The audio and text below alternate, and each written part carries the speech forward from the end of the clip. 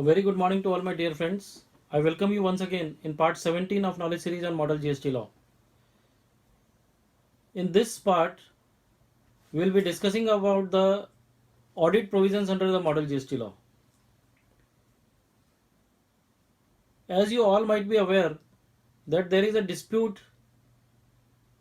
in case of service tax audit. Recently, Delhi High Court in case of mega cabs has given an order which says that the service tax audit cannot be conducted by the officers of the department on the basis of the fact that it is not supported by the statutory clarifications, or I would say statutory provisions. It is not supported by the statutory provisions, and because of that, the power of audit is not with the departmental officers. And what they can do is they can only verify the records, but they cannot conduct a detailed audit. This was just a brief. If we go through the order, we can understand on what basis the said order has been pronounced by the Delhi High Court. And this dispute is not for the first time. It started in 2013 when there was an order under ACL Education Center by Allahabad High Court. Thereafter it was in Travelite India by Delhi High Court. And both those orders were settled by way of issuance of a notification wherein the amendment under Rule 5A sub-rule 2 was made. But now again there has been a dispute by way of the case law decided by the Delhi High Court in case of mega cabs.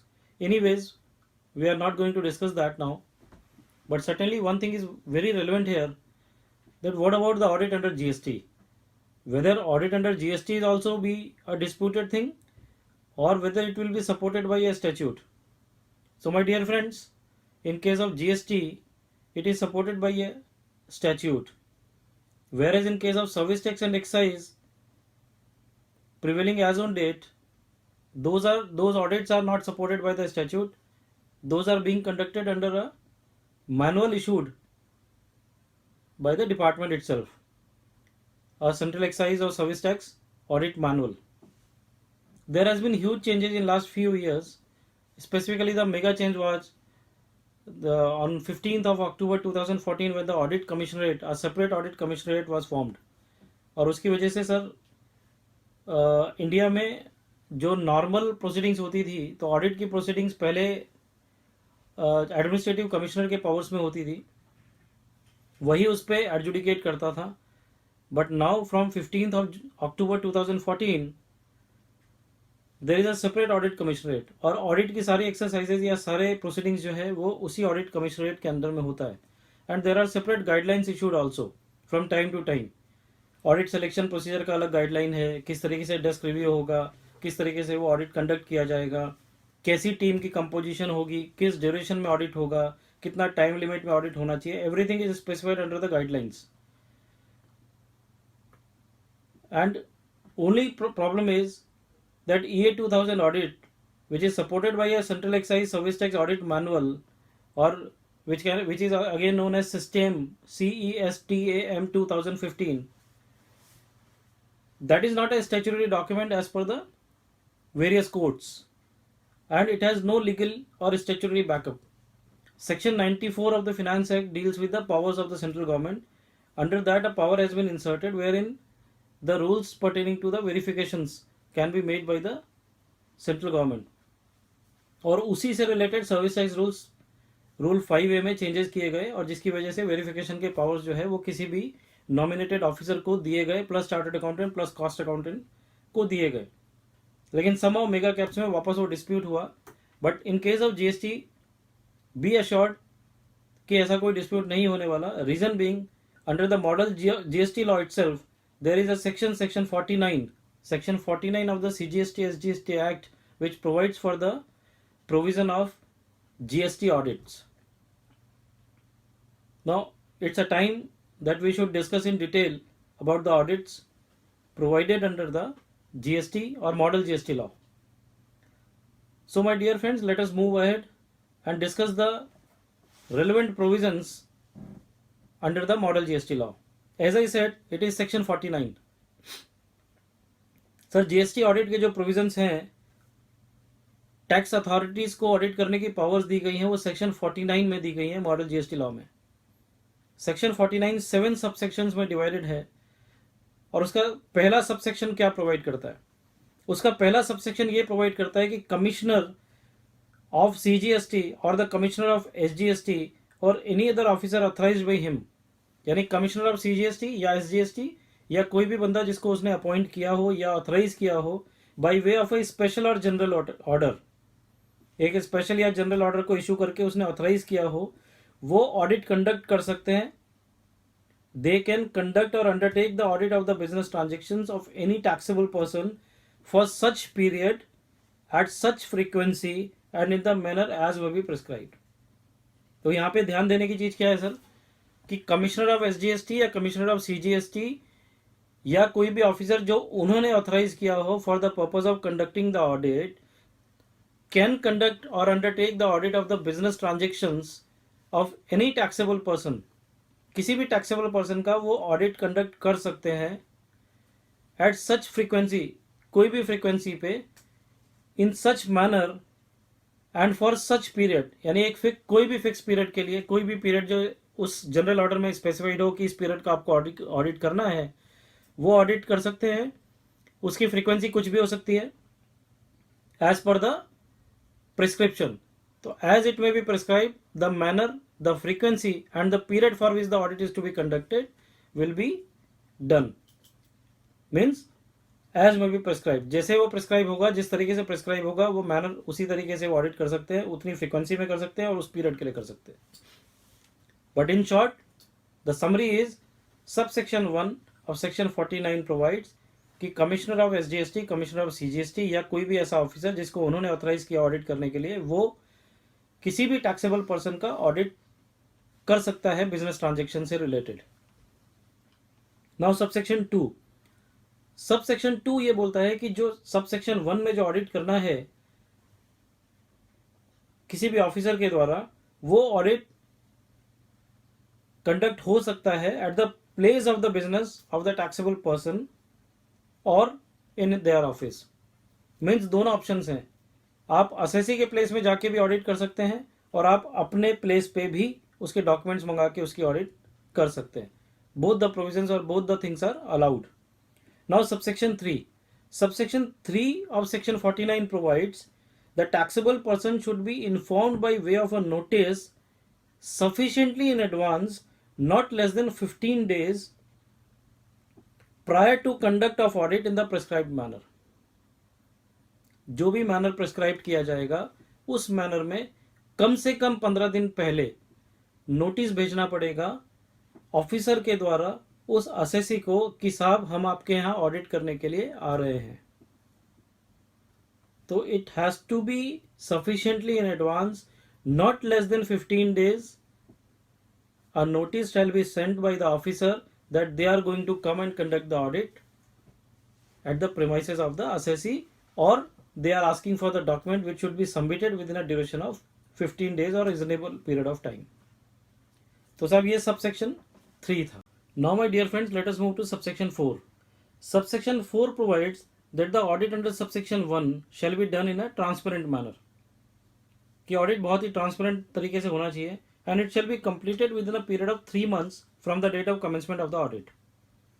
तो पहली चीज कि वो transparent तरीके से हो और दूसरा कि 3 महीने के अंदर कंप्लीट हो जाए। लेकिन उसमें एक प्रोवाइजो भी दिया है सबसेक्शन 4 में, जो ऐसा प्रोवाइड करता है कि अगर कमिश्नर जो है वो सेटिस्फाइड है that there are certain reasons और sufficient reasons due to which he believes that the audit can not be conducted in the given duration of 3 months, then what he can do is he can issue an order and mention the reasons for issuing such order and grant an extension for a period not exceeding 6 months। तो अगर उसको लगता है कि ऐसे sufficient reasons हैं जिसकी वजह से वो टैक्सेबल पर्सन जो है वो 3 महीने के अंदर, टैक्सेबल पर्सन का ऑडिट 3 महीने के अंदर नहीं हो सकता, तो वो रीजंस मेंशन करते हुए एक ऑर्डर निकालेगा या राइटिंग में रिकॉर्ड करेगा कि उसको एक्सटेंशन दिया जाए। लेकिन एक्सटेंशन जो है मैक्सिमम पीरियड उसका 6 महीने का हो सकता है, उससे ज़्यादा पीरियड के लिए एक्सटेंशन नहीं मिल सकता। नाउ सबसेक्शन 4 में एक एक्सप्लेनेशन इंसर्ट की गई है, जो एक्सप्लेनेशन ये प्रोवाइड करती है कि what will be the date of commencement of audit. तो उसमें दो क्लॉजेज हैं। पहला क्लॉज कि जिस दिन आपने सारे डॉक्यूमेंट जो आपसे टैक्सेबल या टैक्स अथॉरिटीज ने मांगे थे वो आपने उसको प्रोवाइड किए, उसको मेड अवेलेबल कराए, यानी the date on which the documents were made available to the tax authorities for the purpose of audit, that date, और the date of actual institution of the audit, कि जिस दिन वो actual audit start हुआ at the place of the business, whichever is later. इन दोनों dates में से जो भी डेट बाद में आएगी वो डेट मानी जाएगी that the date is the date of commencement of audit, और वहां से 3 महीने के अंदर उनको ऑडिट कंप्लीट करना पड़ेगा as per the provisions of subsection 4। I am repeating, दो क्लॉजेज हैं।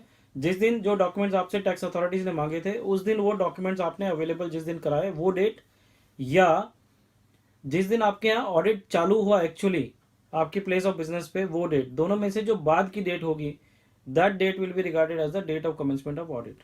सो sir, this was subsection 4। Now moving further, subsection 5। Subsection 5 ऐसा प्रोवाइड करता है कि जो कंसर्न्ड ऑफिसर है, टैक्स अथॉरिटी है, तो during the course of audit he may require the following things to be done by the tax और taxable person. कि टैक्स जो अथॉरिटी है वो जब ऑडिट चल रहा है तो वो टैक्सेबल पर्सन से दो चीज़ों की एक्सपेक्टेशन कर सकता है या रिक्वायरमेंट कर सकता है। पहली चीज़ कि वो बोल सकता है कि उसको ऐसी अपॉर्चुनिटी या ऐसी ऑर्गेन से फैसिलिटी उसको दी जाए ताकि वो ऑडिट इजीली कंडक्ट कर सके, और उसको वो डॉक्यूमेंट्स प्रोवाइड किए जाएं जो जिसकी उनको रिक्वायरमेंट है, और वो उस प्लेस पे अवेलेबल होने चाहिए। आई एम रिपीटिंग, उसको वो फैसिलिटी दी जाए ताकि वो ऑडिट ईजिली और अच्छे से कंडक्ट कर सके, और उसके सामने वो डॉक्यूमेंट जो उसे चाहिए वो प्रेजेंट किए जाएं या प्रोवाइड किए जाएं, और सभी डॉक्यूमेंट्स उसी प्लेस पे हों जहाँ पे ऑडिट चल रहा है। ये पहले उसकी एक्सपेक्टेशन होगी। दूसरी एक्सपेक्टेशन होगी कि उसको कोई भी इंफॉर्मेशन जो चाहिए उसका असिस्टेंस उसको मिले टाइमली बेसिस पे, so that the audit can be completed within the time limits. I am repeating, such information should be furnished to him as the tax authority is requiring, and he should be assisted in a manner so that the audit can be completed within the time limits. ये दो expectations उसको रहेंगी। I am repeating subsection 5. It says the tax authority during the course of audit may require the taxable person, number 1, to provide him the facility for systematic and easy audit, and over and above that, to provide him the books of accounts and the documents which can help him to get his audit conducted in a satisfactory manner. And all those documents or books of account shall be available at the place where the audit is being conducted. This is one. Now what is second? Second is he should furnish all such informations which is required by the tax authority, and which if provided will help the tax authority to complete his audit within the time prescribed. Time prescribe क्या है sir? Subsection 4 में हमने देखा कि 3 महीने के अंदर audit हो जाना चाहिए, that is the time prescribe. Now subsection 6। Subsection 6 क्या बोलता है कि ऑन कंक्लूजन ऑफ ऑडिट, जब ऑडिट कंक्लूड हो जाए तो the proper officer shall without any delay inform the taxable person whose records are audited of the findings, the taxable person's rights and obligations, and the reasons for the findings. It means जैसे ही audit conclude हो तो जो tax authority है या जो proper officer है उसको taxable person को जिसका ऑडिट किया है उसको वो प्रॉपरली इन्फॉर्म करे कि उसने क्या फाइंड आउट किया ऑडिट में और उसके रीजंस क्या हैं, और प्लस साथ में ये भी बताए कि वो टैक्सेबल पर्सन के राइट्स और ऑब्लिगेशंस क्या क्या हैं। This is the responsibility of the tax authority. I am repeating once again, subsection 6 it provides कि जब कंप्लीट हो जाता ऑडिट तो इमीडिएटली टैक्स अथॉरिटी को टैक्सेबल पर्सन को बताना चाहिए कि उसकी फाइंडिंग्स क्या है और उन फाइंडिंग्स के रीजन क्या है, और साथ ही उसको उस टैक्सेबल पर्सन के राइट्स एंड ऑब्लिगेशंस भी बताने चाहिए। Now subsection 7। सबसेक्शन 7 ऐसा बोलता है कि where the audit is conducted under subsection 1 and it detects non payment of tax और शॉर्ट पेमेंट ऑफ टैक्स और erroneous refund, that in that situation section 51 की जो प्रोसीडिंग्स है it shall be started. My dear friends, you all might be remembering that we have discussed section 51 in part 16 of the knowledge series. It is related to demand and recovery. तो sub section 7 वही बोलता है कि जब आपने audit complete किया और आपकी फाइंडिंग्स ऐसी निकली जहां आपको लगा कि वो शॉर्ट पेमेंट हुआ है या नॉन पेमेंट हुआ है या एरोनियस रिफंड है या इनपुट टैक्स क्रेडिट गलत तरीके से यूटिलाइज कर ली गई है, तो उन सिचुएशन में प्रॉपर ऑफिसर जो है he can initiate the proceedings under section 51, यानी ही can issue a show cause notice और उसके बाद वो उसका ऑर्डर इशू कर सकता है. तो these are the provisions of audit by the tax authority as per section 49 under the model GST law, divided into 7 subsections. Subsection 1 provide करता था कि कमिश्नर किसी भी ऑफिसर को ऑथराइज कर सकता है ऑडिट कंडक्ट करने के लिए and the audit should be conducted for the period at such frequency and in the manner prescribed. Subsection 2 provide करता था कि वो ऑडिट जो है वो उसकी प्लेस पे भी जाके कर सकता है और अपने ऑफिस में भी कर सकता है. सबसेक्शन 3 प्रोवाइड करता था कि जो नोटिस भेजना है ऑडिट का या ऑडिट स्टार्ट करने से पहले एटलीस्ट 15 दिन का टाइम लिमिट उसको देना चाहिए. सफिशिएंट एडवांस में उसको इन्फॉर्मेशन देनी चाहिए कि हम 15 दिन के बाद ऑडिट करने के लिए आ रहे हैं. सबसेक्शन 4 प्रोवाइड करता था कि 3 महीने के अंदर ऑडिट ट्रांसपेरेंट तरीके से होना चाहिए और 3 महीने में ऑडिट कंप्लीट हो जाना चाहिए. और इन केस अगर 3 महीने में नहीं होता और कमिश्नर सेटिस्फाइड है कि yes there are reasons because of which it is not getting completed within 3 months, then what he can do is he can grant an extension for a further period not exceeding 6 months, and those reasons on the basis of which he is granting extension should be mentioned in writing or it should be recorded in writing. Subsection 5 provide करता है कि जब audit हो रहा हो तो audit officer की 2 expectation होती है कि वो उसको ऐसी फैसिलिटी दे कि वो अच्छे से ऑडिट कर सके, उसको बुक्स ऑफ अकाउंट्स वेरीफाई करने के लिए प्रोवाइड करे, उसको जो डॉक्यूमेंट्स चाहिए वो प्रोवाइड करे उसी प्लेस पे जहाँ पे ऑडिट हो रही है. और दूसरी एक्सपेक्टेशन कि जो भी इन्फॉर्मेशन उसको चाहिए उसको प्रोवाइड करने में वो उसको असिस्ट करे ताकि ऑडिट जो है टाइमली कंप्लीट हो सके with in the prescribe time limit. Subsection 6 provide करता है कि जैसे ही ऑडिट कंक्लूड होता है तो प्रॉपर ऑफिसर को इमीडिएटली इंटीमेट करना चाहिए टैक्सेबल पर्सन को उसकी जो फाइंडिंग्स है उन फाइंडिंग्स के रीजन क्या है, साथ में टैक्सेबल पर्सन के राइट्स और ऑब्लिगेशंस क्या है. सबसेक्शन 7 ये ऐसा बोलता है कि अगर after the audit is being conducted under subsection 1 उसको ऐसा लगता है कि कोई टैक्स का शॉर्ट पेमेंट हुआ है या नॉन पेमेंट हुआ है या कोई रिफंड गलत इशू हो गया है या कोई इनपुट टैक्स क्रेडिट गलत तरीके से यूटिलाइज हो गई है, तो वो सेक्शन 51 में जो प्रोसीडिंग्स होती है उसको इनिशिएट कर सकता है. So my dear friends, this is section 49 pertaining to audit by tax authorities prescribed under the model GST law. And this settles one thing, जो अभी एग्जिस्टिंग डिस्प्यूट है एक्साइज में सर्विस टैक्स में कि सब स्टेचुटरी बैकअप नहीं है इसलिए ऑडिट डिपार्टमेंटल ऑफिसर नहीं कर सकते, यहाँ सेक्शन 49 इंसर्ट कर दिया गया है. It means now it is a statutory backup. तो स्टेचुटरी बैकअप है इसका मतलब कि कोई भी ऑब्जेक्शन ऑफ फर्दर नहीं हो सकता and the departmental officers as per this section have the right to conduct the audit by visiting the premises of the assessee or by calling the documents on their own premises. With this, my dear friends, I would like to stop here only in this part. Next part will be part 18 of knowledge series, and in that part we'll be discussing section 50 which pertains to a special audit under the GST law.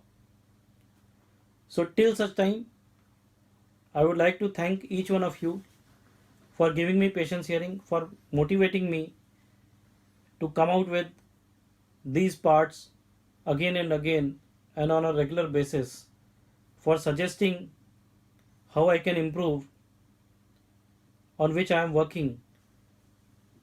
At last, I would like to announce one thing. With the grace of God and because of love of you all, I am able to write 2 books, one in Gujarati and one in English, on GST.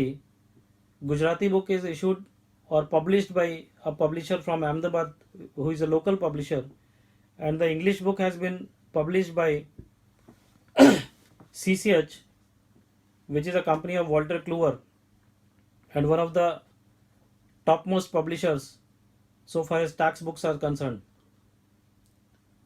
Both the books are written in a very simple language wherein only model GST law is discussed, and it is not only discussed in a theoretical manner, there are practical examples also, and over and above that it has been discussed with the help of tables and flowcharts. And I am very sure if you will refer that book, then certainly the basic idea about the model GST law, which is the purpose of that book, कि आपको एक basic समझ में आ जाए कि model GST law में क्या provide किया गया है फ्लो चार्ट के द्वारा और बेसिक प्रोविजंस के द्वारा, वो आपको 100% समझ में आ जाएगा. And we have also try to incorporate the rules and the formats which have been issued recently by the board or the GST council, and it has already been approved on 30th of September. All those 5 rules and the formats, that is also a part of that book, and I would recommend each one of you to kindly purchase either the English book or the Gujarati book and refer the same. And in case you have any suggestions for further improvement, kindly send that back to me, so that in the next editions or in my coming editions I will be improvising on that. With this, I am very much thankful to each one of you for giving me this opportunity of sharing my views on the model GST law. Thank you very much.